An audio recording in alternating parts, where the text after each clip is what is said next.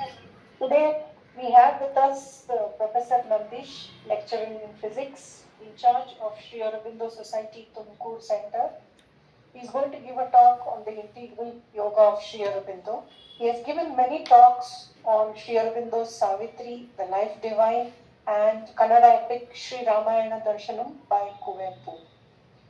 The awards won by him are Swami Vivekananda Award, certificate by Kannada Sahitya Academy, and many others. But with this short introduction, I hand over the session to Professor Nandish.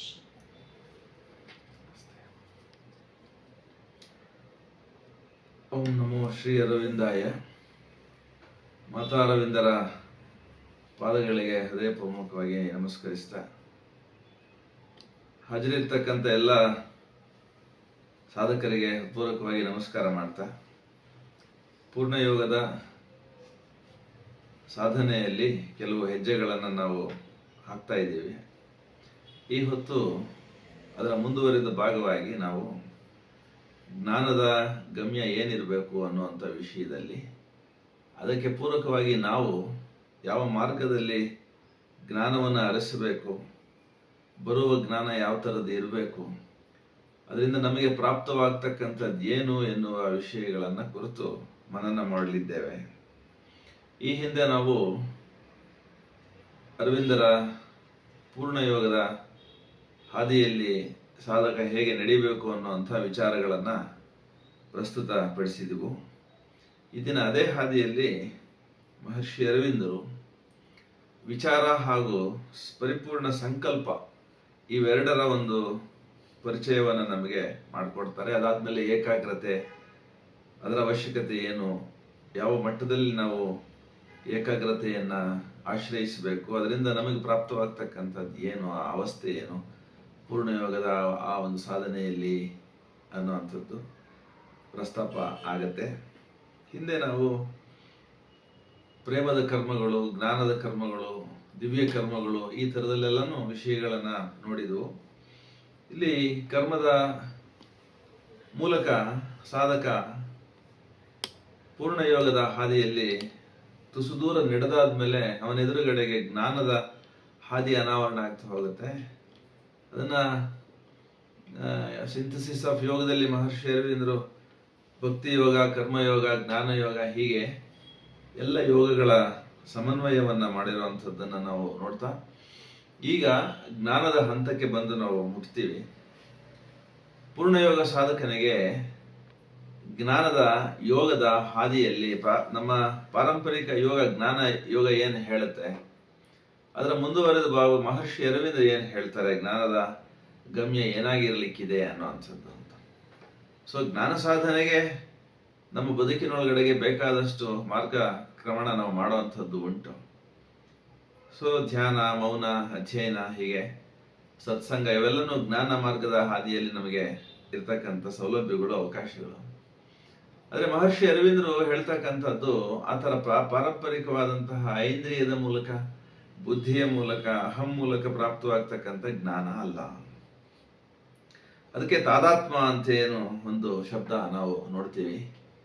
ಅಂದರೆ ಬಾಹ್ಯದ ಕರಣೇಂದ್ರಿಯಗಳನ್ನು ಬಳಸದೆ ಒಳಮುಖಗೊಂಡು ಅಲ್ಲಿ ಪ್ರಾಪ್ತವಾಗ್ತಕ್ಕಂಥ ಏಕಾಗ್ರತೆಯಲ್ಲಿ, ಮೌನದಲ್ಲಿ, ಧ್ಯಾನದ ಅವಸ್ಥೆಯಲ್ಲಿ, ನಿಶ್ಶಬ್ದದಲ್ಲಿ ಪ್ರಾಪ್ತವಾಗ್ತಕ್ಕಂಥ ಒಂದು ಶೂನ್ಯ ಭಾವ ಏನಿದೆ, ಅಥವಾ ಪ್ರಜ್ಞೆ ಎಲ್ಲವನ್ನೂ ಒಳಗೊಂಡು ಇರ್ತಕ್ಕಂಥ ಒಂದು ಸನ್ನಿವೇಶ ಏನಿದೆ ಅಂತರಂಗದಲ್ಲಿ, ಅಲ್ಲಿ ಏನು ವಿಚಾರ ಅನ್ನೋದು ಬರುತ್ತೆ, ಅದು ಕೂಡ ಅಷ್ಟು ಪ್ರಧಾನವಾದದ್ದಲ್ಲ ಅಂತ ಹೇಳ್ತಾರೆ. ವಿಚಾರ ಅಂತಂದ್ರೆ ಮಹರ್ಷಿ ಅರವಿಂದರು ಹೇಳ್ತಾರೆ, ವಾಮೈ ವೆನ್ಸಾಮೈ ಅಂತ ಹೇಳಿ ವಿಚಾರಿಸು, ವಿಚಾರ ಮಾರ್ಗ.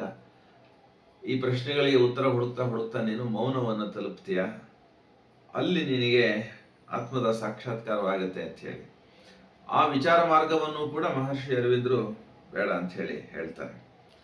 ಈ ಪೂರ್ಣಯೋಗದ ಹಾದಿಯಲ್ಲಿ ವಿಚಾರವೂ ಕೂಡ ಪರಿಪೂರ್ಣವಾದ ಸಾಧನವೇನಲ್ಲ ನಮಗೆ. ಅದಕ್ಕಿಂತಲೂ ಮೀರಿರುವಂಥದ್ದೊಂದು ಪರಮ ಸಂಕಲ್ಪ ಅಂತ ಒಂದಿದೆ ಅಂತ ಹೇಳಿ. ಸಂಕಲ್ಪ ಅನ್ನೋದು ನಮಗೆ ಗೊತ್ತಿದೆ, ಮನಸ್ಸಿನ ಒಂದು ಕಾರ್ಯವಿಧಾನ. ಸಂಕಲ್ಪ, ವಿಕಲ್ಪ ಇವೆರಡರ ನಡುವೆ ಏನು ಚಲಿಸ್ತದೆ ಅದೇ ಮನಸ್ಸು ಅಂತ ಹೇಳಿ. ಈ ಸಂಕಲ್ಪದ ಮತ್ತು ವಿಕಲ್ಪದ ನಡುವೆ ಇರತಕ್ಕಂಥ ಮನಸ್ಸಿನಲ್ಲಿ ವಿಚಾರ ಕೂಡ ನಿಂತು ಹೋಗಿರಬೇಕು. ವಿಚಾರದ ಅವಶ್ಯಕತೆಯೂ ಇರೋದಿಲ್ಲ ಪೂರ್ಣಯೋಗದ ಹಾದಿಯಲ್ಲಿ ಅಂತ ಹೇಳಿ ಹೇಳ್ತಾರೆ. ಆ ಸಂದರ್ಭದಲ್ಲಿ ಮಾತ್ರವೇ ಪೂರ್ಣಯೋಗದ ಪಥಿಕ ಮುಂದಿನ ಹೆಜ್ಜೆ ಇಡ್ಲಿಕ್ಕೆ ಅರ್ಹನಾಗ್ತಾನೆ ಅಂತ ಹೇಳಿ. ಯಾಕೆಂತಂದ್ರೆ ವಿಚಾರ ಮಾನವನ ಅತ್ಯುನ್ನತವಾದ ಉಪಕರಣವೇನಲ್ಲ ಅಂತ ಹೇಳಿ ಮಹರ್ಷಿ ಅರವಿಂದ್ರ ಹೇಳ್ತಾರೆ. ಯಾಕಂದ್ರೆ ವಿಚಾರ ಮಾರ್ಗದಲ್ಲಿ ನಮಗೆ ಬೇಕಾದಷ್ಟು ಜ್ಞಾನ ಪ್ರಾಪ್ತಿಯಾಗುವಂಥದ್ದಿದೆ, ಬೇಕಾದಷ್ಟು ಸಾಧನೆ ಆಗುವಂಥದ್ದಿದೆ. ಲೋಕದ ಎಲ್ಲ ವ್ಯಾಪಾರಗಳು ವಿಚಾರ ಮಾರ್ಗದಲ್ಲಿ ಒಂದಷ್ಟು ಪ್ರಶ್ನೆಗಳನ್ನ ಪರಿಹರಿಸ್ಕೊಳ್ಳೋದಕ್ಕೆ ಸಾಧ್ಯ ಇದೆ ಅನ್ನುವಂಥದ್ದನ್ನು ಬಲ್ಲೆವು ನಾವು. ಆದರೆ ಈ ಮಹರ್ಷಿ ಅರವಿಂದರ ಪೂರ್ಣಯೋಗದ ಈ ಒಂದು ಪಥದಲ್ಲಿ ವಿಚಾರ ಕೂಡ ಪರಿಪೂರ್ಣವಾದಂತಹ ಒಂದು ಉಪಕರಣವಲ್ಲ ಅಂತ ಹೇಳಿ ಮಹರ್ಷಿ ಅರವಿಂದರು ಭಾವಿಸ್ತಾರೆ. ಹಾಗಾದರೆ ನಮ್ಮ ಮಾರ್ಗದರ್ಶಕ ಯಾವುದು? ಹಾಗಾದರೆ ಈ ಒಂದು ಹಾದಿಯಲ್ಲಿ ಮುಂದಿನ ಮಾರ್ಗವನ್ನು ತೋರಿಸ್ತಕ್ಕಂಥ ಸಂಗತಿ ಯಾವುದು? ನಮ್ಮ ಪೂರ್ಣಯೋಗದ ಪರಮೋಚ್ಚ ಅವಸ್ಥೆಯಲ್ಲಿರ್ತಕ್ಕಂಥದ್ದೊಂದು ಏನಿದೆ, ದಿವ್ಯವಾದಂತಹ ಅವಸ್ಥೆ ಏನಿದೆ ಮಾನವನ ಈ ಶರೀರದಲ್ಲಿ, ಅದನ್ನು ಒಂದು ಮಹಾನ್ ದೇಗುಲ ಅಂತ ಹೇಳಿ ನಾವು ಭಾವಿಸೋದಾದ್ರೆ ಅದರ ಗರ್ಭಗುಡಿ, ಅದರ ದ್ವಾರ ಮಾತ್ರ ವಿಚಾರ ಅಂತ ಹೇಳ್ತಾರೆ. ಪರಮೇಶ್ವರನಿರ್ತಕ್ಕಂಥ ಒಂದು ಮಹೋನ್ನತವಾದ ದಿವ್ಯವಾದಂಥ ದೇಗುಲದಲ್ಲಿ ಗರ್ಭಗುಡಿಯ ದ್ವಾರ ಅಷ್ಟೇ ಇದು ವಿಚಾರ ಅಂತ ಹೇಳಿ. ಅಲ್ಲಿವರೆಗೂ ನಮ್ಮನ್ನು ಕೊಂಡೊಯ್ಯಬಹುದು ಅಷ್ಟೇನೆ, ಆದರೆ ಪರಮೋಚ್ಚನ ಪ್ರಾಪ್ತಿಯನ್ನಾಗಿ ಮಾಡಲಿಕ್ಕೆ ವಿಚಾರಕ್ಕೆ ಸಾಧ್ಯವಿಲ್ಲ ಅಂತ ಹೇಳಿ. ಯಾಕೆಂತಂದ್ರೆ ಅದು ಪರಿಪೂರ್ಣವಾದಂಥ ಸಾಧನ ಅಲ್ಲ ಅಂತ ಹೇಳಿ ಭಾವಿಸ್ತಾರೆ. ಹಾಗಾದ್ರೆ ಈ ವಿಚಾರ ಶಕ್ತಿ ಕೇವಲ ಮಾರ್ಗಸೂಚಕ ಅಂತ ಹೇಳಿ ನಾವು ಭಾವಿಸಬಹುದು, ಆದರೆ ನಿರ್ಧಾರ ಮಾಡ್ತಕ್ಕಂಥದ್ದು ವಿಚಾರ ಅಲ್ಲ, ಆ ಸಾಮರ್ಥ್ಯ ಅದಕ್ಕಿಲ್ಲ ಅಂತ ಹೇಳಿ ಹೇಳ್ತಾರೆ. ಹಾಗಾಗಿ ಎಷ್ಟೇ ವಿಚಾರಿಸಿದ್ರೂ ಕೂಡ ನಮ್ಮ ಜೀವನದ ಗಮ್ಯ ಏನು, ಜೀವದ ಗಮ್ಯ ಏನು ಅನ್ನುವಂಥದ್ದು ನಮಗೆ ಹೊಳೆಯೋದಿಲ್ಲ. ಯಾಕಂದ್ರೆ ವಿಚಾರಕ್ಕೆ ಆ ಯೋಗ್ಯತೆ, ಅರ್ಹತೆ, ಪಾತ್ರತೆ, ಸಾಮರ್ಥ್ಯ ಇಲ್ಲ ಅಂತ ಹೇಳಿ ಮಹರ್ಷಿ ಅರವಿಂದರು ಹೇಳ್ತಾರೆ. ಹಾಗಾದ್ರೆ ಮುಂದೆ ನಮ್ಮನ್ನು ಒಯ್ತಕ್ಕಂಥದ್ದು ಪರಮ ಸಂಕಲ್ಪ ಅನ್ನುವಂಥದ್ದು ಒಂದು ಸಾಧನ ಅಂತ ಹೇಳ್ತಾರೆ. ಅಂದ್ರೆ ಈ ಮಾನವ ಶರೀರದ ರೂಪದಲ್ಲಿ ಯಾವುದು ತೋರಿದೆಯೋ ಅದು ಸಂಕಲ್ಪ ಮಾಡಿ ಈ ಶರೀರವನ್ನ ಈ ಪ್ರಕಟಿತ ಕಾಲದೇಶದ ನಾಮರೂಪದ ಪ್ರಾತಿಭಾಸಿಕ ಜಗತ್ತಿನೊಳಗಡೆಗೆ ತಂದಿದೆ. ಈ ಶರೀರವನ್ನ ತರುವ ಪೂರ್ವದಲ್ಲಿಯೇ ಒಂದು ಸಂಕಲ್ಪ ಅದು ಮಾಡಿದೆ. ಅದು ಪರಮೋಚ್ಚನ ಸಂಕಲ್ಪ, ಪರಮೇಚ್ಛೆ. ಅದು ಅವನ ಇಚ್ಛೆಯಂತೆ ಈ ಶರೀರ ಅನ್ನೋದು ಈ ಪ್ರಕೃತಿಯ ಸಹಾಯದಿಂದ, ಪಂಚಭೂತಗಳ ಒಂದು ಸಹಾಯದಿಂದ ಈ ಶರೀರವನ್ನು ಪ್ರಕಟಿಸಿದೆ ತಾನೇ ಅದರೊಳಗಡೆಗೆ ತನ್ನ ಕಾರ್ಯಕ್ಕಾಗಿ ಅಂತ ಹೇಳಿ ಭಾವಿಸೋದಾದ್ರೆ ಅದು ಏನಾಗಿದೆ? ಸಂಕಲ್ಪ ಆಗಿದೆ. ಈ ಜನ್ಮಕ್ಕೆ, ಈ ಮಾನವ ಶರೀರದ ಇರುವಿಕೆಗೆ ಕಾಲದೇಶದಲ್ಲಿ ಏನ್ ಮಾಡಬೇಕಾಗಿದೆ ಅನ್ನುವಂಥದ್ದು ಕೂಡ ಅದಾಗಲೇ ಸಂಕಲ್ಪಿಸಿ ಆಗಿರ್ತದೆ. ಅದು ನಮ್ಮ ಯಾತ್ರೆಯ ಮುಂದಾಳುವಾಗಿರ್ಬೇಕು ಅಂತ ಹೇಳಿ. ಹಾಗಾಗಿ ತನ್ನದೆಲ್ಲವನ್ನು ಸಮರ್ಪಿಸಿಕೊಂಡಾದ್ಮೇಲೆ ಪೂರ್ಣಯೋಗದ ಹಾದಿಯಲ್ಲಿ ಸರ್ವ ಸಮರ್ಪಣೆ ಮಾಡಿರ್ತಕ್ಕಂಥ ಪೂರ್ಣಯೋಗದ ಸಾಧಕನಿಗೆ ಮುಂದಾಳು ಯಾವುದು, ನನ್ನ ಮುಂದೆ ಕರೆದೊಯ್ಯೋದು ಯಾವುದು ಅಂದ್ರೆ ಪರಮ ಸಂಕಲ್ಪ, ಪರಮಾತ್ಮನ ಸಂಕಲ್ಪ. ಆ ಥರದಲ್ಲಿ ನಾವು ಭಾವಿಸ್ಬೇಕಾಗತ್ತೆ ಅಂತ ಹೇಳಿ ಹೇಳ್ತಾರೆ. ನಮ್ಮ ಜೀವನದ ಯಜ್ಞದ ಪುರಾತನ ಆಚಾರ್ಯ ಆ ಪರಮನ ಸಂಕಲ್ಪವೇ. ಅಂದರೆ ಈ ಶರೀರ ಒಂದೇ ಅಲ್ಲ, ಈ ಹಿಂದಿನ ಶರೀರಗಳು ಅನೇಕ, ಮುಂದಿನ ಶರೀರಗಳು ಬರಬಹುದು. ಈ ಎಲ್ಲ ಶರೀರಗಳನ್ನು ಧರಿಸ್ತಕ್ಕಂಥ ಪೂರ್ವದಲ್ಲಿ ಒಂದು ಸಂಕಲ್ಪ ಅನ್ನೋದು ಪರಮೇಶ್ವರನಿಗೆ ಇರ್ತದೆ. ಅದೇ ಈ ಮಾರ್ಗದಲ್ಲಿ ನಮ್ಮನ್ನ ಮುಂದಕ್ಕೆ ಕರೆದೊಯ್ತಕ್ಕಂಥ ಆಚಾರ್ಯ ಅಂತ ಹೇಳಿ. ಅದು ನಮ್ಮನ್ನ ಮರೆಮಾಚಿದೆ. ಅಂದ್ರೆ ನಮಗದು ತಕ್ಷಣಕ್ಕೆ ಕಾಣ್ತಾ ಇಲ್ಲ. ನನ್ನ ಜೀವನದ ಗುರಿ ಏನು ಅಂತ ಹೇಳಿ ಪ್ರಶ್ನಿಸ್ಕೊಂಡಾಗ ಅದಕ್ಕೆ ಉತ್ತರ ಸುಲಭವಲ್ಲ. ಯಾಕೆ ಅಂತಂದ್ರೆ ಅದು ಮರೆಯಲ್ಲಿದೆ. ಅದು ಪರಮ ಸಂಕಲ್ಪ ಅನ್ನುವಂಥದ್ದು ನಮಗೆ ಅಷ್ಟು ಸುಲಭವಾಗಿ ಗಮ್ಯವಲ್ಲ ಅಂತ ಹೇಳಿ. ಆದ್ರೆ ಅದು ಮುಂದಾಳುವಾಗಿ ನಮ್ಮನ್ನ ನಡೆಸ್ತದದು ಅಂತ. ಸೊ ಶಕ್ತಿ, ತಪಸ್ಸು, ಪರಾಶಕ್ತಿ, ಪರಮಶ್ರದ್ಧೆ ಏನು ನಾವೆಲ್ಲ ನಮ್ಮ ಜೀವನದೊಳಗಡೆ ಈ ಸಾಧನೆ ಮಾರ್ಗದೊಳಗಡೆಗೆ ನಾವು ಪಡಿತಾ ಹೋಗ್ತೀವಿ ಅಥವಾ ಸಾಧಿಸ್ತಾ ಹೋಗ್ತೀವಿ, ಅದೆಲ್ಲವೂ ಕೂಡ ಆ ಪರಮ ಸಂಕಲ್ಪದ ಪರಿಣಾಮವಾಗಿಯೇ ಸಂಭವಿಸ್ತದೆ. ಅದೇ ನಿರ್ಧರಿಸಿರೋ ಕಾರಣಕ್ಕಾಗಿ ನಾವು ತಪಸ್ಸಿನಲ್ಲಿ ತೊಡಗ್ತೀವಿ. ಪರಾಶಕ್ತಿ ಅದಕ್ಕಾಗಿ ನಮ್ಮ ಈ ಉಪಕರಣದಲ್ಲಿ ಕೆಲಸ ಮಾಡಲಿಕ್ಕೆ ಒಪ್ಪಿ ಬರುತ್ತೆ. ಅಂಥದ್ದೊಂದು ಶ್ರದ್ಧೆಯೂ ಕೂಡ ನಮ್ಮಲ್ಲಿ ಮೈತಾಳ್ತದೆ ಅಂತ ಹೇಳಿ ಪರಮ ಸಂಕಲ್ಪದ ಕಾರಣಕ್ಕಾಗಿ ನಾವು ಭಾವಿಸಬಹುದು ಅಂತ. ನಮ್ಮ ಬುದ್ಧಿ ಹೃದಯಗಳೇನು, ಅವುಗಳ ಸ್ಥಾನವೇನು ಹಾಗಾದ್ರೆ ಅಂದ್ರೆ ಕೇವಲ ಯಾಂತ್ರಿಕ ಸೇವಕರಷ್ಟೇ. ಪರಮ ಸಂಕಲ್ಪದ ಇಚ್ಛೆಗನುಗುಣವಾಗಿ, ಅದರ ದಿಕ್ಸೂಚಿಗೆ ಅನುಗುಣವಾಗಿ, ಅದರ ದಿಗ್ದರ್ಶನಕ್ಕೆ ಅನುಗುಣವಾಗಿ ಹೃದಯ ಕೆಲಸ ಮಾಡಬೇಕಾಗತ್ತೆ, ಬುದ್ಧಿ ಕೆಲಸ ಮಾಡಬೇಕಾಗತ್ತೆ. ಕೇವಲ ಉಪಕರಣಗಳಂತೆ ನಮ್ಮ ಬುದ್ಧಿ, ನಮ್ಮ ಈ ಒಂದು ಶರೀರ, ಸಂಪೂರ್ಣವಾಗಿ ಹೃದಯ ಏನೆಲ್ಲ ಇದೆ ಈ ಶರೀರದಲ್ಲಿ ಎಲ್ಲವೂ ಕೂಡ ಪರಮೇಶ್ವರನ ಸಂಕಲ್ಪ ಅನುಗುಣವಾಗಿ ಕೆಲಸ ಮಾಡ್ತಕ್ಕಂಥ ಯಾಂತ್ರಿಕ ಸೇವಕರು ಅಂತ ಹೇಳಿ ನಾವು ಭಾವಿಸ್ಬೇಕಾಗುತ್ತೆ. ಈ ಪರಮ ಸಂಕಲ್ಪದ ವಿಶ್ವಾತ್ಮಕ ಸ್ವರೂಪ ಏನು ಅನ್ನೋದನ್ನ ನಾವು ಅರಿಯಬೇಕು. ಅದು ಮುಂದಿನ ನಡೆಯಾಗಿರ್ತದೆ ಅಂತ.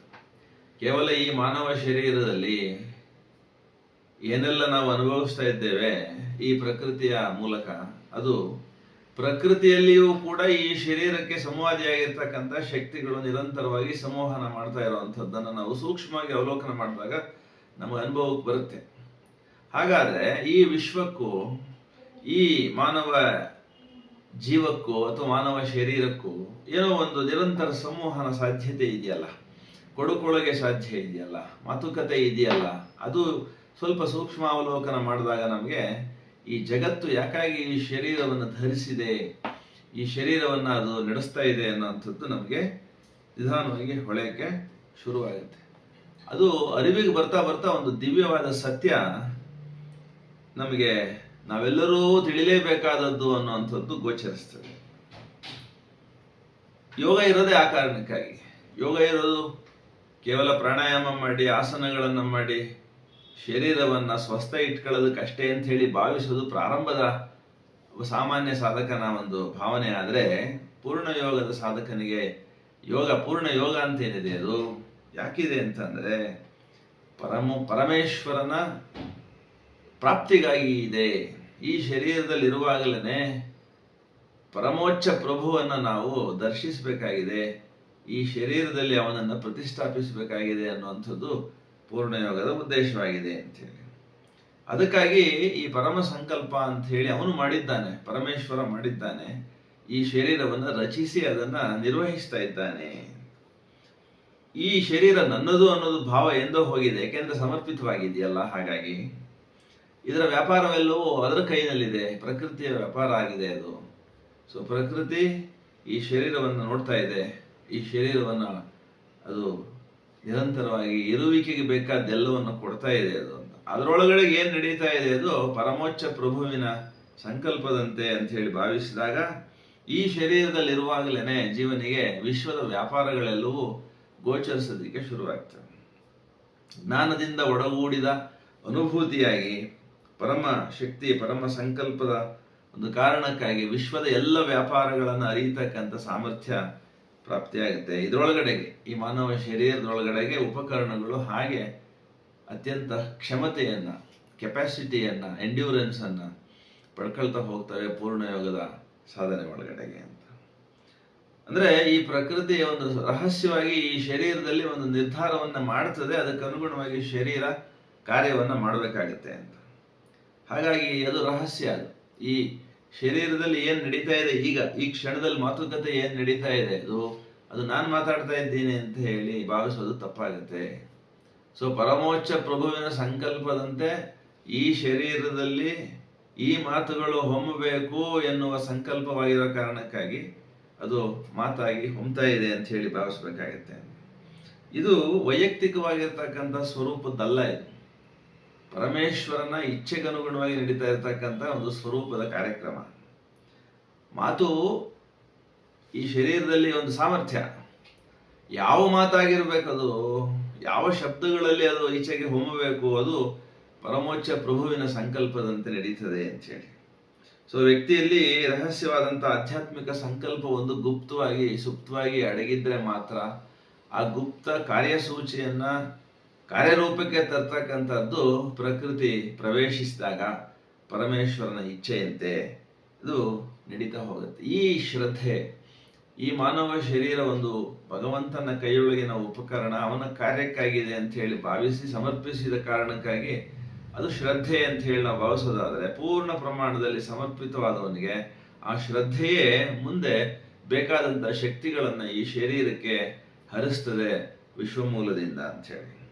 ಪರಮ ಸಂಕಲ್ಪದ ಕಾರಣಕ್ಕಾಗಿ ಆತ್ಮಶ್ರದ್ಧೆ ಯಾರಿಗೆ ಇರ್ತದೋ ಅವರೊಳಗಡೆಗೆ ಈ ಮಾನವ ಶರೀರದ ಈ ಹೊರ ತೋರಿಕೆಯಲ್ಲಿ ಏನು ಪ್ರಕಟವಾಗಬೇಕು ಅದಕ್ಕೆ ಬೇಕಾಗಿರ್ತಕ್ಕಂಥ ಶಕ್ತಿಗಳನ್ನ ಒಳಗಡೆಯಿಂದನೇ ಕೊಡಲಾಗತ್ತೆ, ಪ್ರಾಪ್ತಿಯನ್ನಾಗಿ ಮಾಡಲಾಗುತ್ತೆ.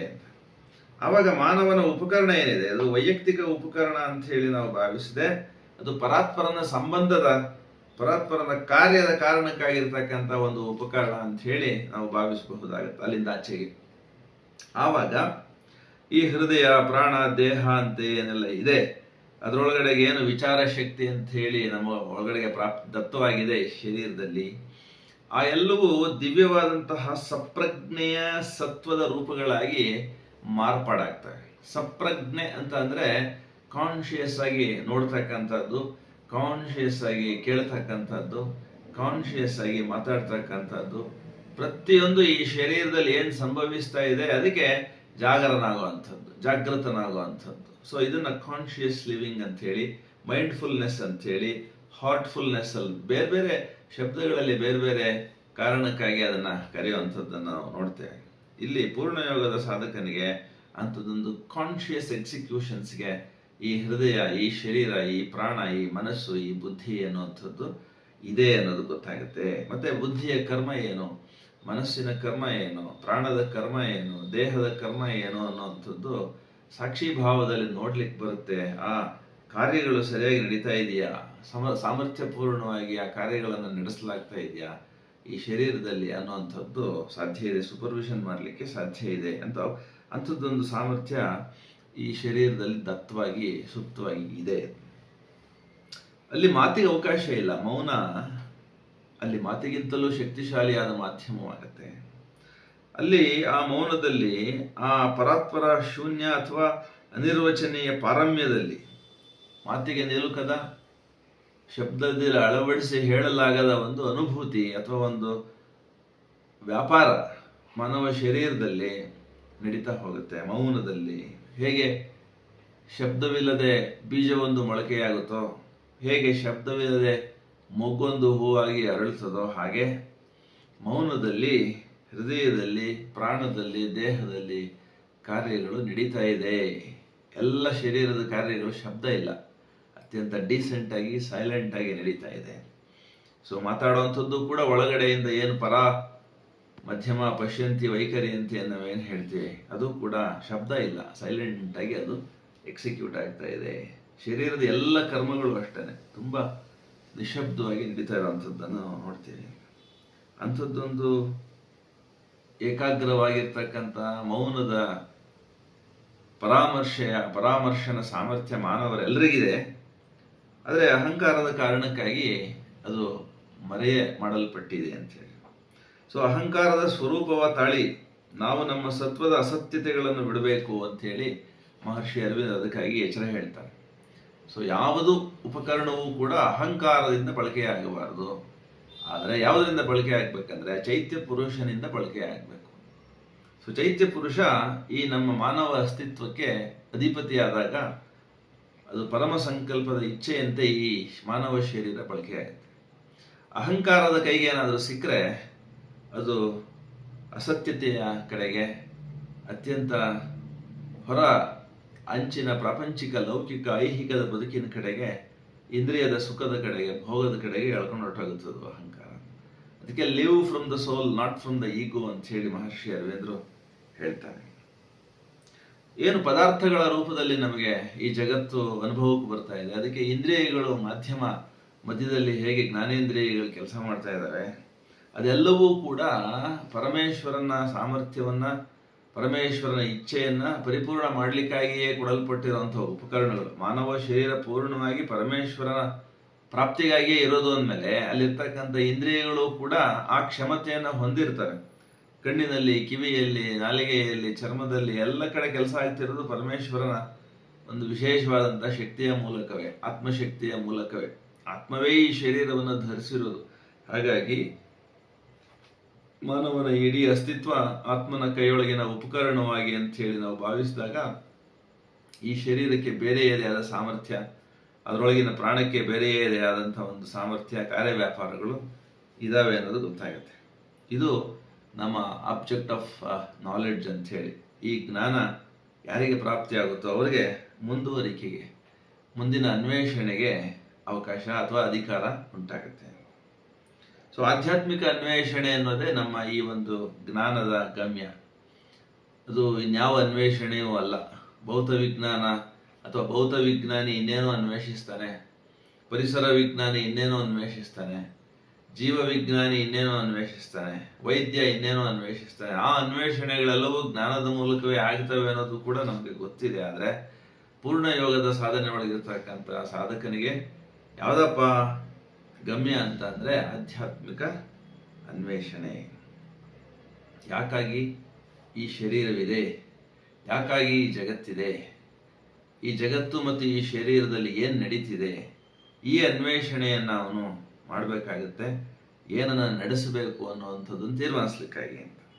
ಈ ಜ್ಞಾನ ನಾವು ಯಾವಾಗ ಪಡಿತಾ ಹೋಗ್ತೀವಿ ಅವಾಗ ಗೊತ್ತಾಗುತ್ತೆ ಈ ಶರೀರ ನಡೀತಾ ಇರುವಂಥದ್ದು ಸ್ವಯಂಭೂ ತತ್ವದಿಂದ ಹಾಗೂ ಅನಂತವಾದಂತಹ, ನಾವೇನು ಎಟರ್ನಲ್ ಅಂತ ಹೇಳ್ತೀವಿ, ಸಾವಿಲ್ಲದ, ಹುಟ್ಟಿಲ್ಲದ, ಕಾಲದೇಶಗಳಿಗೆ ಅತೀತನಾದ ಪರಮೋಚ್ಚ ಪ್ರಭುವಿನ ಒಂದು ಈ ಉದ್ದೇಶಕ್ಕಾಗಿ ಈ ಶರೀರದ ರೂಪದಲ್ಲಿ ಏನೋ ನಡೀತಾ ಇದೆ ಅನ್ನುವಂಥದ್ದು ನಮಗೆ ಆಧ್ಯಾತ್ಮಿಕ ಅನ್ವೇಷಣೆಯ ಆರಂಭದಲ್ಲೇ ತಿಳಿತದೆ. ಸಾಮಾನ್ಯ ಮಾನವ ಉಪಕರಣಗಳಿಂದ ಇದು ಪ್ರಾರಂಭ ಆಗುತ್ತೆ ಅಂತ ನಾವು ಹೇಳ್ತೀವಿ. ಇದೆಲ್ಲ ನಾವು ಇವತ್ತೇನು ಮಾತಾಡ್ಕೊಳ್ತಾ ಇದ್ದೀವಿ, ಈ ಮಾತುಗಳನ್ನು ಆಡಲಿಕ್ಕೆ 55 ವರ್ಷ ಭೂಮಿ ಮೇಲೆ ಬದುಕಬೇಕಾಯ್ತು.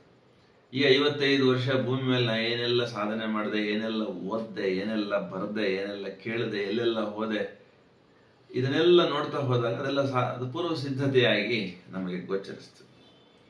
ಈ ಎಲ್ಲವನ್ನು ನಾವು ಸಾಮಾನ್ಯರಂತೆಯೇ ಮಾಡಿರ್ತೇವೆ. ಆದರೆ ಯಾವಾಗ ಮಹರ್ಷಿ ಅರವಿಂದರ ಈ ಪೂರ್ಣಯೋಗದ ಸಾಧನೆಯ ಹಾದಿ ಒಳಗಡೆಗೆ ನಮ್ಮನ್ನು ನಾವು ಪ್ರವೇಶಿಸ್ಕೊಳ್ಳೋದಕ್ಕೆ ಅವಕಾಶ ಮಾಡಿಕೊಡ್ತೀವಿ ಅಥವಾ ಆರಿಸ್ಕೊಳ್ತೀವಿ, ಅದನ್ನು ಆಸ್ಪಿರೇಷನ್ ಅಂತ ಹೇಳ್ತಾರೆ ಮಹರ್ಷಿಗಳು. ಈ ಪೂರ್ಣಯೋಗ ಸಾಧನೆ ಒಳಗೆ ನಡೀಲಿಕ್ಕೆ ನಾನು ಅಭೀಪ್ಸೆ ಪಟ್ಟ ಕಾರಣಕ್ಕಾಗಿ ಇಂದ್ರಿಯಗಳನ್ನು ಮೀರಿ, ಅಂದರೆ ಈ ದೇಹ, ಪ್ರಾಣ, ಮನ, ಬುದ್ಧಿ, ಚಿತ್ತ, ಅಹಂಕಾರಗಳ ಸಾಮರ್ಥ್ಯ ಏನಿದೆ ಅಪ್ಪರ್ ಲಿಮಿಟ್ ಒಳಗಡೆಗೆ, ಪರಮೋಚ್ಚ ಸ್ಥಿತಿ ಒಳಗಡೆಗೆ ಅವುಗಳನ್ನು ಬಳಸ್ಕೊಳ್ಳೋದಕ್ಕೆ ಅವಕಾಶ ಸಾಧ್ಯ ಆಗುತ್ತೆ. ಇದು ಆಧ್ಯಾತ್ಮಿಕ ಅನ್ವೇಷಣೆಯ ಕಾರಣಕ್ಕಾಗಿಯೇ ಪ್ರಾಪ್ತವಾಗತಕ್ಕಂಥ ಸಾಧ್ಯತೆ ಹೊಂದಿದ್ದು. ತುತ್ತ ತುದಿಗೆ ಏನಿದೆ ಹಂಗಾದ್ರೆ ಅಂದರೆ ಅತಿಮಾನಸದ ಪ್ರಾಪ್ತಿ ಇದೆ, ಅದನ್ನು ಹುಡುಕ್ತಾ ಇದೆ ಈ ಮಾನವ ಅಸ್ತಿತ್ವ ಅಂತ ಹೇಳಿ. ಈ ಅತ್ಯುನ್ನತವಾದಂತಹ ಒಂದು ಅವಸ್ಥೆ ಏನಿದೆ, ಅತಿಮಾನಸದ ಅವಸ್ಥೆ ಏನಿದೆ, ಮಾನಸಿಕ ಒಂದು ಸ್ಥಿತಿ ಏನಿದೆ, ಅದು ನಮಗೆ ಪ್ರಾಪ್ತವಾಗಲಿಕ್ಕೆ ಒಂದು ಪರಮ ಸಂಕಲ್ಪ ಅನ್ನುವಂಥದ್ದು ಇದೆ ಈಗಾಗಲೇ ನಮ್ಮ ಈ ಒಂದು ಅಸ್ತಿತ್ವದ ಹಿಂದೆಗಡೆಗೆ ಅನ್ನುವಂಥದ್ದು ನಾವು ನೋಡಿದ್ವಿ. ಆದರೆ ಈ ಹಾದಿ ಒಳಗಡೆಗೆ ಹೋಗ್ತಾ ಇರ್ತಕ್ಕಂಥ ಸಾಧಕನಿಗೆ 1-2-3 ಸಣ್ಣ ಸಂಶಯಗಳು, ಅನುಮಾನಗಳು ಬರಬಹುದು. ಅದೇನಪ್ಪ ಅಂತ ಅಂದರೆ, ಈ ಪರಮ ಸಂಕಲ್ಪ ಶಕ್ತಿಗೆ ಪರಿಪೂರ್ಣವಾದ ಆತ್ಮಜ್ಞಾನ ಇದೆ. ಎಲ್ಲ ಕರ್ಮಗಳು ಪರಾತ್ಪರದಿಂದಲೇ ಹೊಮ್ತಾ ಇದ್ದಾವೆ, ನಿಜ. ಈ ಪರಾತ್ಪರ ದಿವ್ಯ ಅತೀತ ಅನಂತನೇ ಜ್ಞಾನದ ಗಮ್ಯ, ನಿಜ. ಪರಾತ್ಪರನೇ ವ್ಯಕ್ತಿಯ ಅತ್ಯುನ್ನತ ನಿಜ, ಆತ್ಮ, ನಿಜ. ಸಾರದಲ್ಲಿ ಆತನೇ ನಾವು ಅನ್ನುವಂಥದ್ದು ನಿಜ. ದೇಹವು ನಮ್ಮ ಆತ್ಮವಲ್ಲ, ಅಸ್ತಿತ್ವದ ನಿಜವಾದ ಆಧಾರ ದೇಹ ಅಲ್ಲ, ನಿಜ. ಭೌತವೇ ಜಗತ್ತಿನ ಆಧಾರ ಅನ್ನುವಂಥದ್ದು ನಮಗೆ ಭೌತಶಾಸ್ತ್ರ ಹೇಳ್ಕೊಡ್ತಾ ಇದೆ. ಇವತ್ತಿನ ಆಧುನಿಕ ವಿಜ್ಞಾನ ಪಾಠ ಮಾಡ್ತಕ್ಕಂಥದ್ದು ಜಡದಿಂದ ಜೀವ ಬಂದಿದೆ ಅಂತ ಹೇಳಿ, ಜಡದಿಂದ ಪ್ರಾಣ ಬಂದಿದೆ ಅಂತ ಹೇಳಿ. ಅಲ್ಲಿಂದ ನಾವು ದಿಕ್ಕು ತಪ್ತೀವಿ. ನಾವು ಆಧುನಿಕ ವಿದ್ಯಾಭ್ಯಾಸದಲ್ಲಿ ಶಾಲಾ ಕಾಲೇಜುಗಳಲ್ಲಿ ಹೇಳ್ತಕ್ಕಂಥದ್ದು ಇದು ಮಿಸ್ಟೇಕ್. ಇದು ಭೌತವೇ ಪರಂಜ್ಯೋತಿಯ ಪರಮಾತ್ಮನ ನೆರಳು ಅಂತ ಹೇಳುತ್ತದೆ. ಭೌತವೇ ಪ್ರಾಣಶಕ್ತಿಯ ಕ್ಷೇತ್ರ ಹಾಗೂ ಆಧಾರ ಅಂತ ಹೇಳುತ್ತೆ.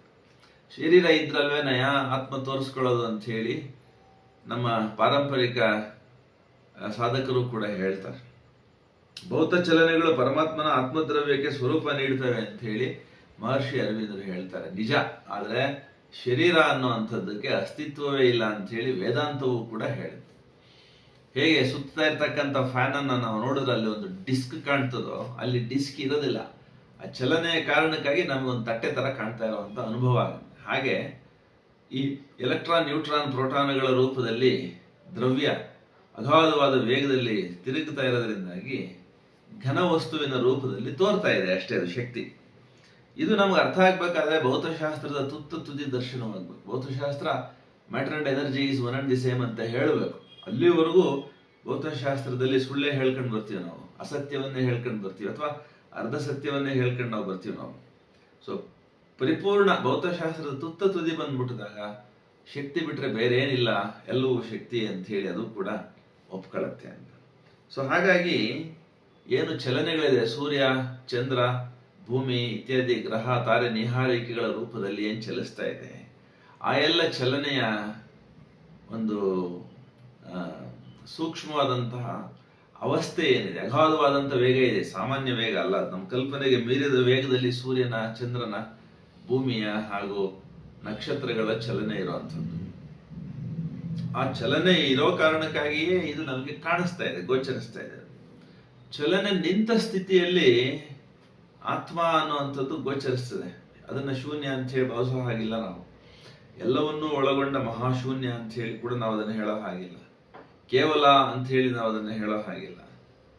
ಅದು ನಮಗೆ ಆ ಒಂದು ಅರಿವು ಬರೋ ಅಂಥದ್ದು ಇನ್ನು ಮುಂದಿನ ಹಂತ. ಅದು ಹೇಗಿದೆ ಅದು ಅಂತ ಹೇಳಿ ಅಂದ್ರೆ, ಎಲ್ಲ ಭೌತದ ಸತ್ ಅಂತ ಏನಿದೆ, ಅದ್ರ ಹಿಂದೆಗಡೆಗೆ ಚಿತ್ ಅಂತ ಏನಿದೆ, ಅದ್ರ ಹಿಂದೆಗಡೆಗೆ ಆನಂದ ಅಂತ ಏನಿದೆ, ಈ ಮೂರು ಅವಸ್ಥೆಗಳನ್ನ ಸಚಿದಾನಂದ ಅಂತ ಹೇಳಿ ಮಹರ್ಷಿ ಅರವಿಂದ್ರ ಏನ್ ಹೇಳ್ತಾರೆ, ಸತ್ತು ಚಿತ್ತು ಆನಂದ ಮೂರು ಬ್ರಹ್ಮನ ಮೂರು ಆಯಾಮಗಳಷ್ಟೇ ಅಂತ ಹೇಳಿ ಏನ್ ಹೇಳ್ತಾರೆ. ಆ ಡೈನಮಿಕ್ ಆಸ್ಪೆಕ್ಟ್ ಏನು, ಸ್ಟ್ಯಾಟಿಕ್ ಆಸ್ಪೆಕ್ಟ್ ಏನು, ಅವುಗಳನ್ನ ನಾವು ಅನುಭವಿಸ್ಲಿ, ಅರ್ಥೈಸ್ಲಿಕ್ಕೆ ನಮಗೆ ಸ್ವಲ್ಪ ಮಟ್ಟಿಗೆ ಒಂದು ಹಂತದ ಸಾಧನೆ ಆಗ್ಬೇಕಾಗುತ್ತೆ. ಆಮೇಲೆ ಭೌತದ ನಂತರದಲ್ಲಿ ಪ್ರಾಣಶಕ್ತಿ ಬರುತ್ತೆ. ಅದೇನು, ಅದರಿಂದ ಬರುತ್ತೆ. ಆ ಪ್ರಾಣ ತನ್ನಂತಾನು ಮೀರ್ಲಿಕ್ಕೆ ಪ್ರಯತ್ನಿಸಿದಾಗ ಮನಸ್ಸು ಬರುತ್ತೆ.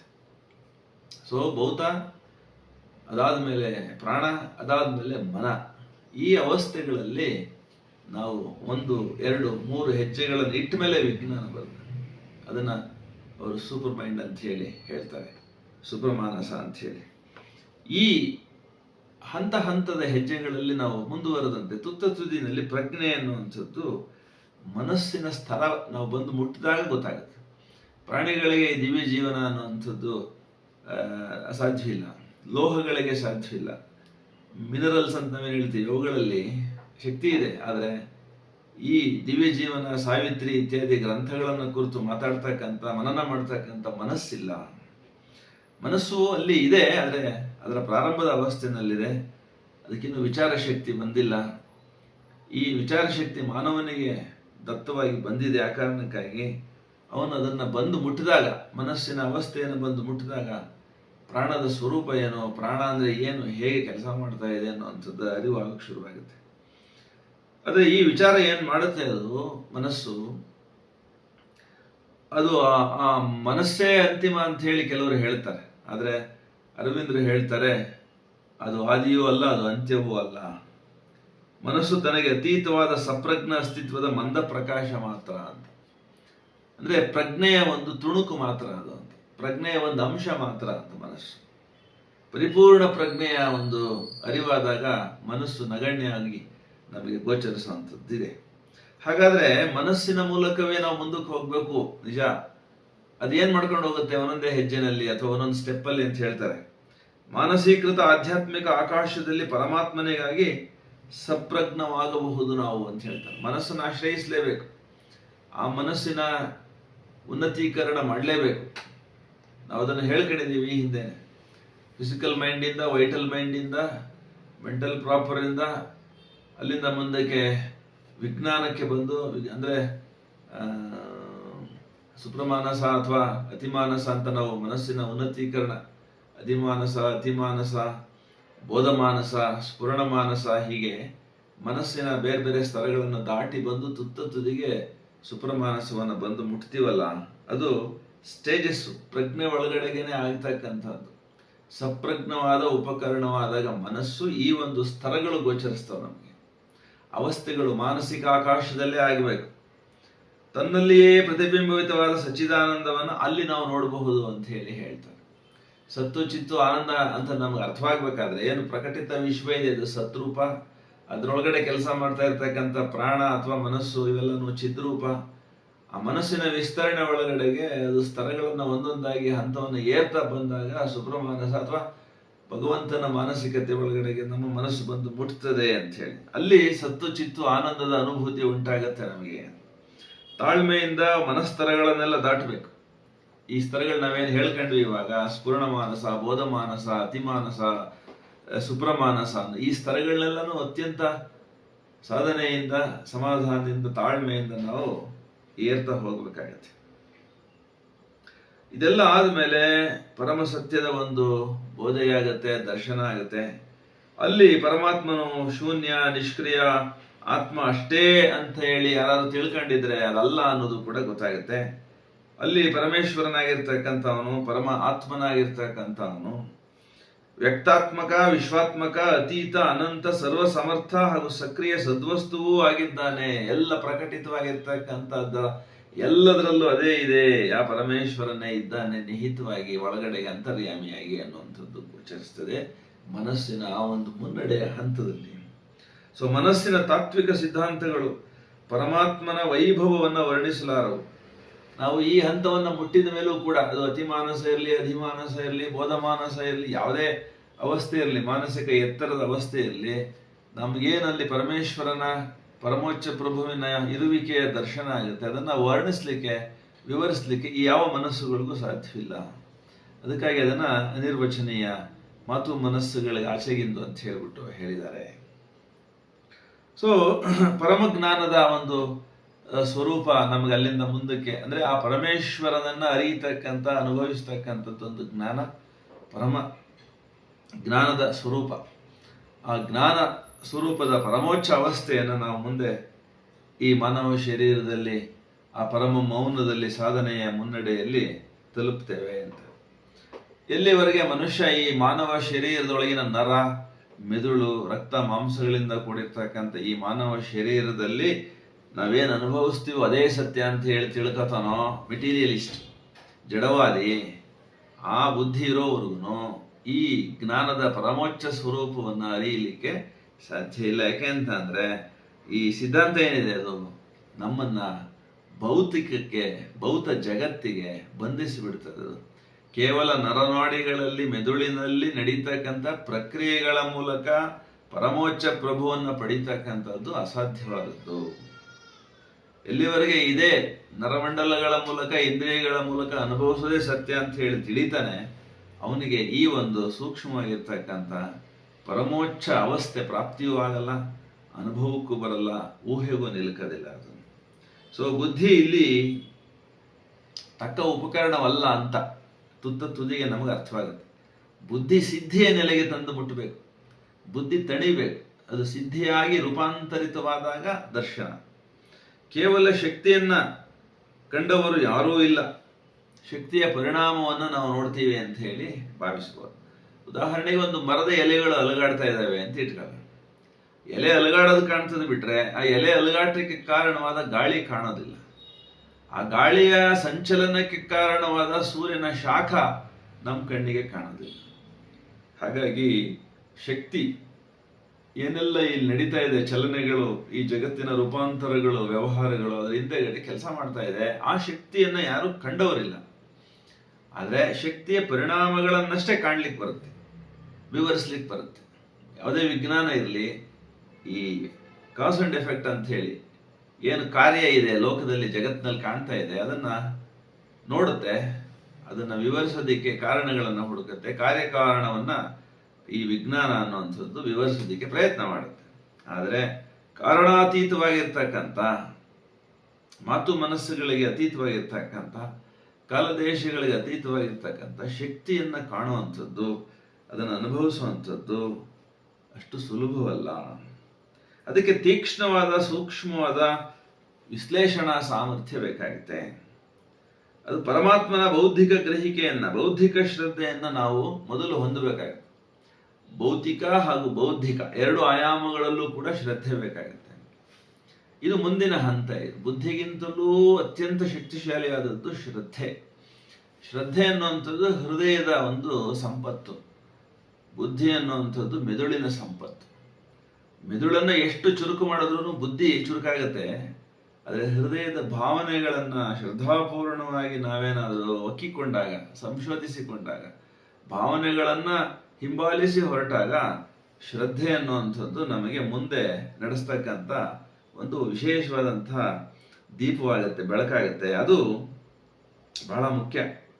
ಯಾಕೆಂದ್ರೆ ಶ್ರದ್ಧೆ ಹಿರಿದಾದ ಸಂಗತಿಗಳನ್ನು ಒದಗಿಸ್ತದೆ. ಬುದ್ಧಿಗಿಂತಲೂ ಅತ್ಯಂತ ಕ್ಷಿಪ್ರವಾಗಿ, ವೇಗವಾಗಿ ಕರ್ಮವನ್ನ ಅದು ಫಲವನ್ನಾಗಿ ಮಾಡಿಕೊಳ್ಳುವಂಥದ್ದೊಂದು ವಿಶೇಷ ಸಾಮರ್ಥ್ಯ ಶ್ರದ್ಧೆಗಿದೆ.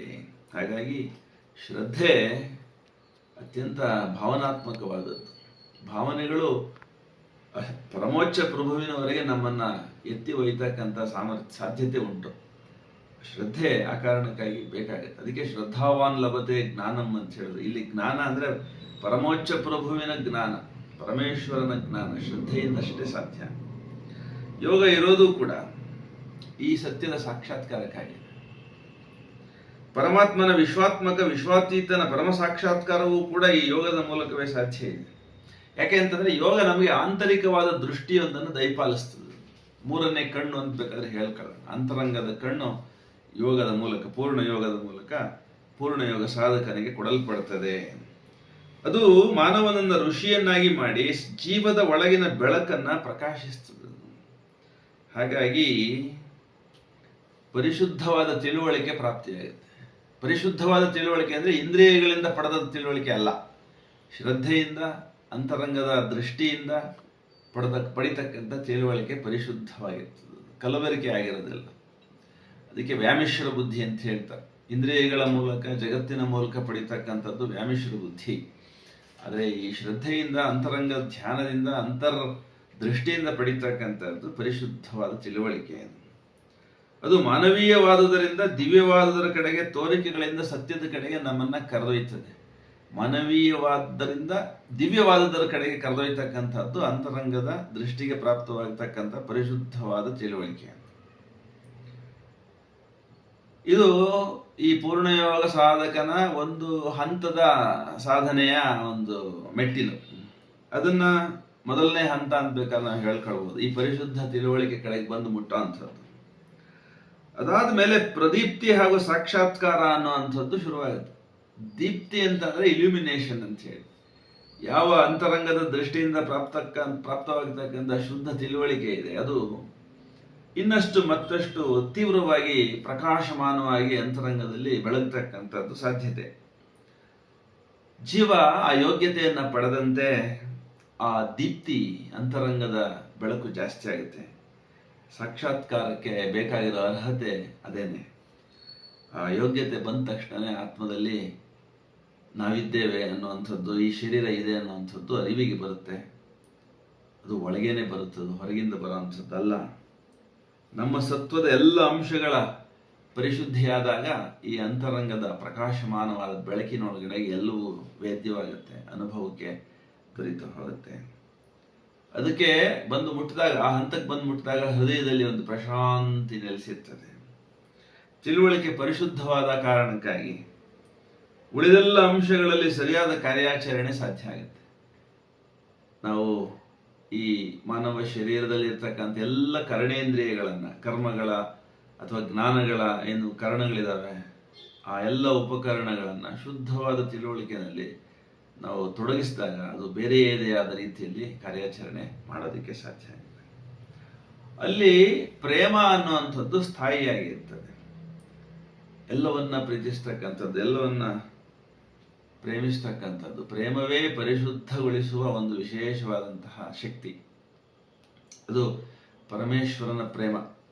ಹೇಗೆ ಜಗತ್ತು ಈ ಪ್ರಕೃತಿಯಲ್ಲಿ ಪಂಚಭೂತಗಳು ಎಲ್ಲರಿಗೆ ಸಮಾನವಾಗಿ ತಮ್ಮ ಶಕ್ತಿಯನ್ನು ದಯಪಾಲಿಸ್ತವೋ ಹಾಗೆ ಮಹಾಪ್ರೇಮ, ಆ ಪ್ರೇಮ ನಮ್ಮದಾದಾಗ ತರ್ಕದ ಬದಲು ಅಂತರ್ಜ್ಞಾನ ಸೂಕ್ತ ಅನ್ನೋದು ಗೊತ್ತಾಗುತ್ತೆ.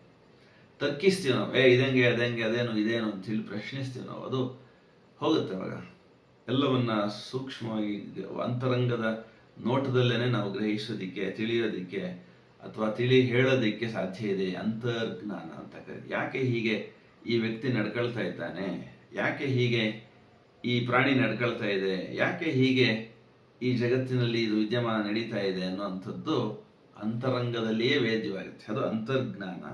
ಅದು ಪ್ರೇಮ ಅನ್ನೋದು ಹೃದಯದಲ್ಲಿ ಸ್ಥಾಯಿಯಾಗಿದ್ದಾಗ ಸಾಧ್ಯವಾಗುತ್ತೆ ಅಂತ.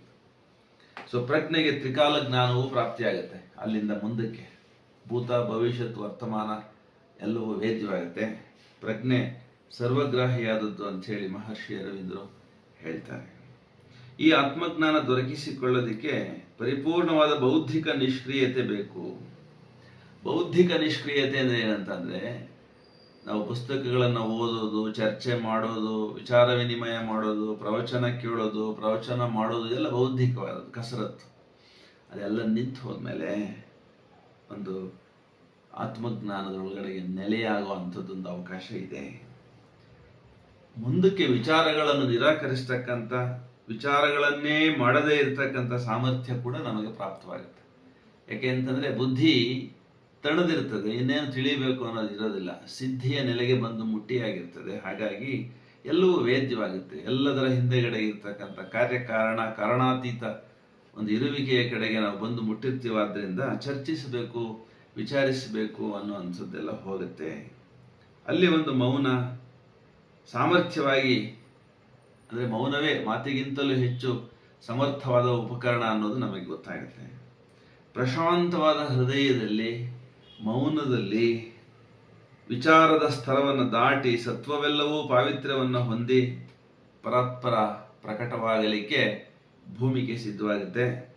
ಅಂಥದ್ದೊಂದು ಏಕಾಗ್ರತೆ ನಮ್ಮ ಇಡೀ ಉಪಕರಣದಲ್ಲಿ ನಮಗೆ ನೆಲೆಸಿ ಆ ಒಂದು ಪರಮೇಶ್ವರನ ಪರಾತ್ಪರ ಪುರುಷೋತ್ತಮನ ಪ್ರಕಟೀಕರಣಕ್ಕೆ ರಂಗಸಜ್ಜಿಕೆ ನಿರ್ಮಾಣ ಆಗುತ್ತೆ. ಪಾವಿತ್ರ್ಯ ಅನ್ನೋವಂಥದ್ದು ಅದರ ಪ್ರಧಾನ ಎಸೆನ್ಸ್. ಅದು ಪರಿಶುದ್ಧ ಅಂತ ನಾವು ಮೊದಲೇ ಹೇಳ್ಕೊಂಡಿದ್ದೀವಿ. ಆ ಏಕಾಗ್ರತೆಯ ಮೂಲಕ ಆ ಪರಿಶುದ್ಧವಾದಂತಹ ಆ ಒಂದು ಇರುವಿಕೆಯಲ್ಲಿ, ಅಸ್ತಿತ್ವದೊಳಗಡೆಗೆ ಪರಮೇಶ್ವರನ ಪ್ರಕಟೀಕರಣಕ್ಕೆ ಬೇಕಾದಂಥ ಕಾರ್ಯ ನಡೀಬೇಕಲ್ಲ, ಆ ಸಿದ್ಧತೆಯನ್ನು ಈ ಏಕಾಗ್ರತೆ ಅನ್ನುವಂಥದ್ದು ವಹಿಸ್ಕೊಳ್ತದೆ. ಮನಶ್ಚಾಪಲ್ಯವನ್ನು ಮೊದಲೇ ದೂರ ಮಾಡಿರ್ತದೆ ಏಕಾಗ್ರತೆ ಅನ್ನುವಂಥದ್ದು. ಏಕಾಗ್ರತೆಯಿಂದ ಜ್ಞಾನ, ಅದರ ಆಳದ ಸಮೃದ್ಧಿ, ಜ್ಞಾನ ಮತ್ತು ಅದರ ಹಿಂದಿನ ಸಮೃದ್ಧಿ. ಜ್ಞಾನ ನಹಿ ಜ್ಞಾನೇನ ಸದೃಶಂ ಪವಿತ್ರಂ ಇಹ ಮುಚ್ಯತೆ ಅಂತ ಏನು ಹೇಳ್ತಾರೆ. ಈ ಜ್ಞಾನ ಅನ್ನೋದು ಆತ್ಮಜ್ಞಾನ, ಆತ್ಮಶ್ರದ್ಧೆ, ಅದು ಪೂರ್ಣಯೋಗದ ಪಥಿಕನಿಗೆ ಪ್ರಾಪ್ತವಾಗುತ್ತೆ. ಆ ಕಾರಣಕ್ಕಾಗಿ ಅವನು ಸಮೃದ್ಧನಾಗ್ತಾನೆ. ಮತ್ತೆ ಹೊರಗಿನಿಂದ ಏನನ್ನೂ ಅವನು ಸಂಗ್ರಹಿಸಲಿಕ್ಕೆ, ದುಡಿಯಲಿಕ್ಕೆ, ಪಡೆಯಲಿಕ್ಕೆ ಅಂಥೇಳಿ ತಹತಃ ಅನ್ನೋದು ಇರೋ ಅವಶ್ಯಕತೆ ಇರೋದಿಲ್ಲ. ಅಂತರಂಗದಲ್ಲಿ ಸಮೃದ್ಧವಾದಾಗ ಹೃದಯದಲ್ಲಿ ಶ್ರೀಮಂತಿಕೆ ಅನ್ನುವಂಥದ್ದು ಬಂದು ಬಿಡ್ತದೆ. ಆ ಕಾರಣಕ್ಕಾಗಿ ಪರಮಶ್ರದ್ಧೆಯಿಂದ ದೊರೆತ ಆ ಶಕ್ತಿ ಏನಿದೆ, ಆ ಶಕ್ತಿ ಅಂದರೆ ಎಲ್ಲದರ ಹಿಂದೆಗಡೆ ಕೆಲಸ ಮಾಡ್ತಾ ಇರ್ತಕ್ಕಂಥ ಶುದ್ಧ ಶಕ್ತಿ, ಅದು ಪರಮೇಶ್ವರನ ಶಕ್ತಿ. ಸದ್ವಸ್ತುವಿಗಾಗಿ ವಿನಿಯೋಗಿಸಬೇಕು. ನಮ್ಮೊಳಗಡೆಗೆ ಅದು ದತ್ತವಾದಾಗ ಅದನ್ನು ಮತ್ತೆ ಐಹಿಕದ ಭೋಗಕ್ಕಾಗಿ, ಐಹಿಕದ ವಸ್ತು ವಿಷಯಗಳಿಗಾಗಿ, ವ್ಯಕ್ತಿಗಳಿಗಾಗಿ ಅಂತ ಅದನ್ನು ವಿನಿಯೋಗಿಸಬಾರ್ದು. ಅದು ಮತ್ತಷ್ಟು ಮತ್ತಷ್ಟು ಮತ್ತಷ್ಟು ಸದ್ವಸ್ತುವಿಗಾಗಿಯೇ ಅದನ್ನು ವಿನಿಯೋಗಿಸಬೇಕಾಗಿದೆ. ಇದು ಪೂರ್ಣಯೋಗದ ಸಾಧಕನ ಒಂದು ಪ್ರಧಾನವಾದ ಜವಾಬ್ದಾರಿಯಾಗಿರ್ತದೆ. ಗುರಿ ಹೆಚ್ಚು ಸಮಗ್ರವಾಗುವಂಥದ್ದು, ಹೆಚ್ಚು ಸಮೃದ್ಧವಾಗುವಂಥದ್ದು ಪರಬ್ರಹ್ಮನೇ ಆಗಿರಬೇಕು ಈ ಸಾಧಕನಿಗೆ. ವಿಶ್ವದ ಲೀಲೆಯಲ್ಲಿ ನಿರತನಾಗಿರ್ತಕ್ಕಂಥ ಆ ಪರಬ್ರಹ್ಮ ಏನಿದ್ದಾನೆ, ಆ ಸಚ್ಚಿದಾನಂದ ಏನಿದ್ದಾನೆ, ಅವನ ಪರಿಪೂರ್ಣ ಸಾಕ್ಷಾತ್ಕಾರವೇ ಈ ಪೂರ್ಣಯೋಗ ಸಾಧಕನ ಗುರಿ. ಅದು ಸತ್ತು, ಚಿತ್ತು, ಆನಂದ ಅನ್ನೋ ಮೂರು ತ್ರಿವಿಧ ಮೂಲಕ ಅತೀತನ ಪ್ರಕಟಣೆ.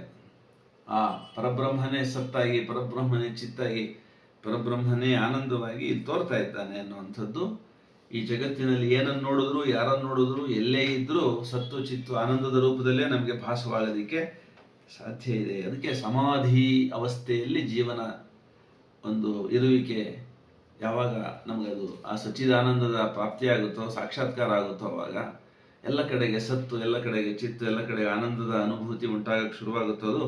ಆ ಬದುಕು ಎಂಥದ್ದು ಅಂದರೆ ಸಮಾಧಿ ಅವಸ್ಥೆ. ಜೀವನ ಅವಸ್ಥೆ ಹೋಗಿ ಶಿವನ ಅವಸ್ಥೆಯಾಗಿ ರೂಪಾಂತರವಾಗುತ್ತೆ. ಅದಕ್ಕೆ ದಿವ್ಯವಾದ ತಪಸ್ಸು ನಮ್ಮ ಬದುಕಿನಲ್ಲಿ ನಡೆಯಬೇಕು. ಅದೇಂಗೆ ಅಂದರೆ ಆನಂದಾನುಭವಕ್ಕಾಗಿಯೇ ಸಪ್ರಜ್ಞವಾಗಿ ಸದಾಕಾಲ ಇರಬೇಕು. ಅದು ತಪಸ್ಸು.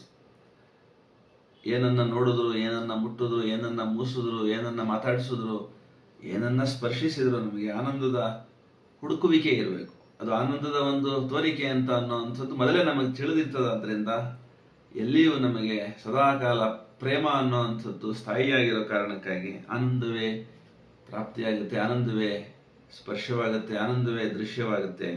ಅಂಥದ್ದೊಂದು ದಿವ್ಯವಾದ ಏಕಾಗ್ರತೆಯ ಬದುಕು ಮುಂದಕ್ಕೆ ನಮ್ಮನ್ನು ಪರಮ ಸಂಕಲ್ಪದ ಕಡೆಗೆ ಕರ್ಕೊಂಡು ಹೋಗೋದಕ್ಕೆ ಸಾಧ್ಯವಾಗುತ್ತೆ. ಆ ಚಿತ್ಶಕ್ತಿ ಸ್ವರೂಪವಾಗಿ ನಾವಿದ್ದೇವೆ ಈ ಲೋಕದಲ್ಲಿ ಅನ್ನುವಂಥದ್ದು ಬೇರೆಯವರಿಗೂ ಕೂಡ ಅರಿವಾಗುತ್ತೆ. ಅದು ಯೋಗೇಶ್ವರನ ಯೋಗ ಅಂಥೇಳಿ ನಾವು ಭಾವಿಸ್ಬೋದು. ಈ ಏಕಾಗ್ರಗೊಂಡ ಈ ಅವಸ್ಥೆಯ ಮನಸ್ಸೇನಿದೆ ಅದರಲ್ಲಿ ಎಲ್ಲ ನಾಮರೂಪಗಳ ಸತ್ಯದರ್ಶನವಾಗತ್ತೆ.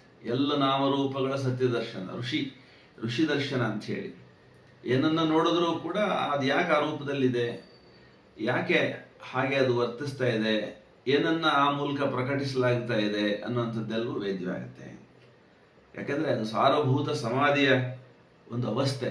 ಪೂರ್ಣಯೋಗಿ ಬಂದು ಬಿಟ್ಟಿರ್ತಾನೆ. ಸಾರಭೂತ ಸಮಾಧಿ ಅಂತ ಅಂದರೆ ಸಮಸ್ತ ಜಗತ್ತಿನ ಸತ್ತು, ಸಮಸ್ತ ಜಗತ್ತಿನ ಹಿಂದೆಗಡೆ ಇರ್ತಕ್ಕಂಥ ಚಿತ್ತು, ಸಮಸ್ತ ಜಗತ್ತಿನ ಹಿಂದೆಗಡೆ ಇರ್ತಕ್ಕಂಥ ಆನಂದ, ಈ ಮೂರೂ ಅವಸ್ಥೆಗಳನ್ನು ಅವನು ಏಕಕಾಲಕ್ಕೆ ವೀಕ್ಷಿಸಬಲ್ಲವನಾಗಿರ್ತಾನೆ. ಸಾರಭೂತ ಸಮಾಧಿಯ ಅವಸ್ಥೆಯಲ್ಲಿ ಇರ್ತಾನೆ. ಆ ಕಾರಣಕ್ಕಾಗಿ ಅವನನ್ನು ಹಾಗಿದ್ದರೂ ಕೂಡ ಲೋಕ ಅವನನ್ನು ಬಂಧಿಸೋದಿಲ್ಲ, ಯಾವ ಬಂಧನಕ್ಕೂ ಅವನು ಒಳಗಾಗೋದಿಲ್ಲ. ಹಾಗೆ ಮಹರ್ಷಿ ಅರವಿಂದರು ಪಾಂಡಿಚೇರಿಯಲ್ಲಿ 40 ವರ್ಷಗಳ ಕಾಲ ಇದ್ರು ಅಂತೇಳಿ ಅದನ್ನು ಇದ್ದು ತೋರಿಸಿದ್ದಾರೆ, ಬದುಕಿ ತೋರಿಸಿದ್ದಾರೆ ಅನ್ನುವಂಥದ್ದು ಕೂಡ ನಾವು ನೋಡ್ತಾ ಕೇಳ್ತಾ ಅನುಭವಿಸ್ತಾ ನಾವು ಆ ಮಾರ್ಗದಲ್ಲಿ ಹೆಜ್ಜೆ ಹಾಕ್ತಾ ತುದಿಗೆ ಆ ಒಂದು ಅವಸ್ಥೆಯನ್ನು ಬಂದು ಮುಟ್ಟಬೇಕಾಗುತ್ತೆ ಅಂತ ಹೇಳ್ತಾ ಈ ಹೊತ್ತಿನ ಈ ಕಾರ್ಯಕ್ರಮವನ್ನು ಆಲಿಸಿರ್ತಕ್ಕಂಥ ತಮ್ಮೆಲ್ಲರಿಗೆ ವಿಶೇಷವಾಗಿ ನನ್ನ ನಮಸ್ಕಾರಗಳನ್ನು ಸಲ್ಲಿಸಿ ನನ್ನ ಮಾತಿಗೆ ಮಂಗಳ ಹಾಡ್ತೀನಿ. ನಮಸ್ಕಾರ, ಧನ್ಯವಾದ. Any questions? ಪ್ರಶ್ನೆ ಯಾರು ಕೇಳಬೇಕಾ? ಓಕೆ. ಪ್ರೊಫೆಸರ್ ನಂದೀಶ್ ಅವರು ಇವತ್ತು ತುಂಬಾ ವಿಸ್ತಾರದಲ್ಲಿ ಶ್ರೀ ಅರವಿಂದರ ಯೋಗದಲ್ಲಿ ಧ್ಯಾನ ಮೇಲೆ ಮಾತಾಡಿದ್ದಾರೆ. ಪೂರ್ಣ ಯೋಗ ಅಂದ್ರೆ ಈ ಶರೀರದಲ್ಲಿ ಪರಮೇಶ್ವರ ದರ್ಶನ ಆಗ್ಬೇಕು, ಸಾಧನೆಯಿಂದ ಪರಮೇಶ್ವರದ ಪ್ರತಿಸ್ಥಾಪನೆ ಈ ಶರೀರದಲ್ಲೇ ಆಗ್ಬೇಕು. Live from the soul, not from the ego. ಬುದ್ಧಿ ಸಿದ್ಧಿ ಆಗ್ಬೇಕು. ಮತ್ತೆ ಬೇಜಾನ್ ಪಾಯಿಂಟ್ಸ್ ಹೇಳಿದ್ದಾರೆ. ಧನ್ಯವಾದಗಳು ಪ್ರೊಫೆಸರ್ ನಂದೀಶ್ ಅವರೇ. Thank you very much. And next talk ಯಾವಾಗ ಆಗತ್ತೆ ತಿಳಿಸೋಣ. We will close this session in 2 minutes silence in deep homage to Sri Aurobindo and the Mother.